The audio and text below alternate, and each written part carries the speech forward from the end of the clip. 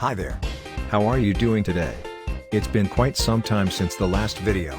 And it's great to be back. And let's hope that the game is more playable now. If this is your first video, hi again. And welcome. Today we've got a surprise balance update, so we'll take a look at every change we got this time. Let's hope that some of the major issues got addressed this time. And on that note, let's start with mewtwo, the only Pokemon that annoyed me more than release Sableye.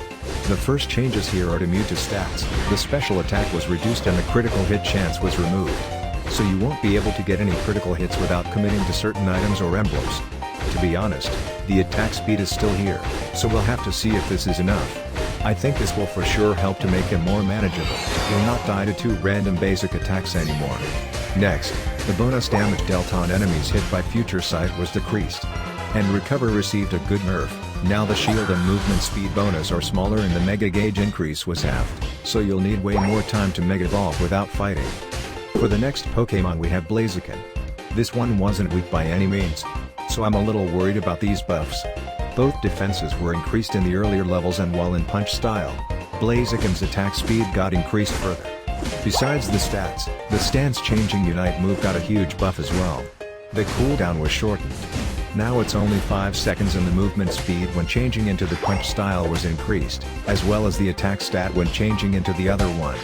You'll be able to spam your moves way more often, and your overheat will deal even more damage, making your secures even easier. Overall, Blaziken will be tankier and will be able to combo all of his moves every 5 seconds, so you'll probably only have between 1 and 2 seconds with moves on cooldown. This is one of the changes that I'm the most excited to try out. Urshifu was not able to escape this time. The defense stat was decreased on the later levels. And the Water Bear move, Surging Strikes, had the damage and healing reduced. The healing seems noticeable, but the damage is still really high in my opinion. You'll probably need to be way more careful going forward. If you're interested in start playing Urshifu, I have a quick guide to help get you started. You can find the link in the description. Next in line we have Lapras, which received a deserved nerf. The damage reduction from your passive was reduced to 20%, and the boosted basic attack healing was decreased to 2% of your maximum health for each hit, making it 6% in total instead of 9%. All of this translates into a Pokemon that is slightly easier to take down. Also, the damage on Perish Song was reduced. So Lapras may not be able to one-shot everything anymore without help. Maybe you can still do it with your Unite move, which remains insanely strong, but using Perish Song by itself, you may not have enough damage anymore. So we'll have some more reason to play Water Pulse going forward. Lapras is weaker, but I have to say that as much as I like this Pokemon, it had to be done. I also have a quick guide for this one if you're interested.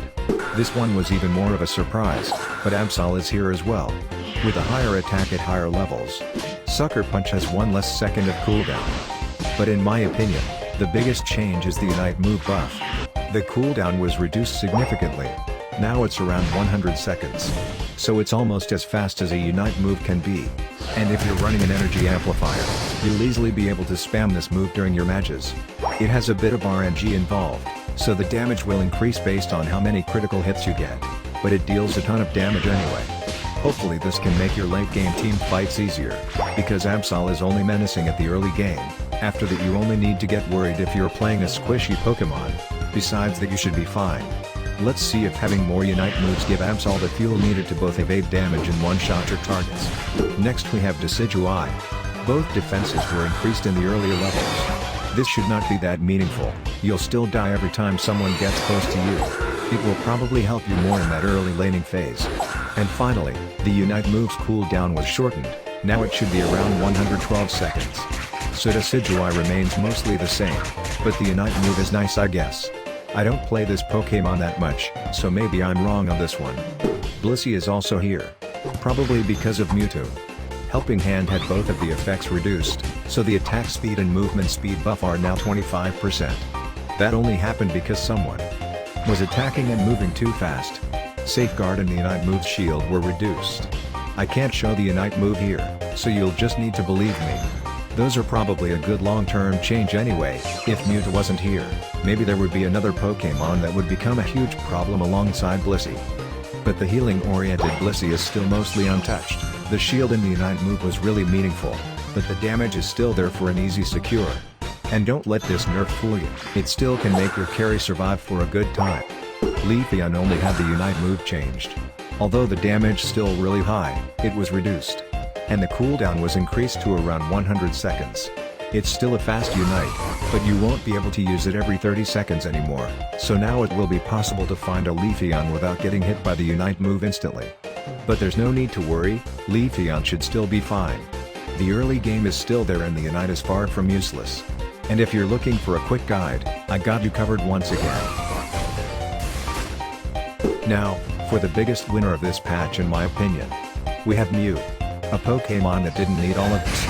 First, you'll now be able to heal based on the damage dealt with your moves. So you'll get some sustain for absolutely no reason. Mew could already run from any bad situation, but now you have one extra tool that you don't even need to think about to get its benefits. The boosted basic attack base damage was increased, but the damage increase based on the distance traveled was decreased. You'll probably deal more damage most of the time, except when your opponents are really far away. Solar Beam's cooldown was shortened to 9 seconds. But the extra reduction you get when hitting with Solar Beam Plus was reduced as well. Overall, your cooldown was shortened across the board here, so you can use this move more often. Light Screen also has a cooldown of 9 seconds now. These ones are the changes I want to try out the most. And also the ones I'm most scared of. Next we have Snorlax.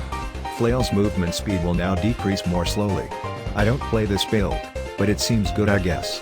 Not enough to make me play it though. But on the other hand, the Unite move change is huge.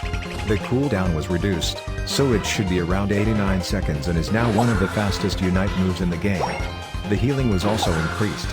So this will give you a lot of extra interruptions to annoy your enemies and give your teammates opportunities to attack. The Unite move wasn't great, but since you can use it so often, it should be more impactful throughout the map. Besides that we had some bug fixes. You can see them on the screen. I'm really excited to play this game again and try out all the new stuff and I will for sure share with you. I will keep making those quick guides as well. Once again, it's great to be back and I want to thank all of you for your support. And if you're not subscribed yet, why don't you consider clicking that button? I'm sure you'll enjoy the content you'll find here. Thank you so much for watching. And I hope to see you next time.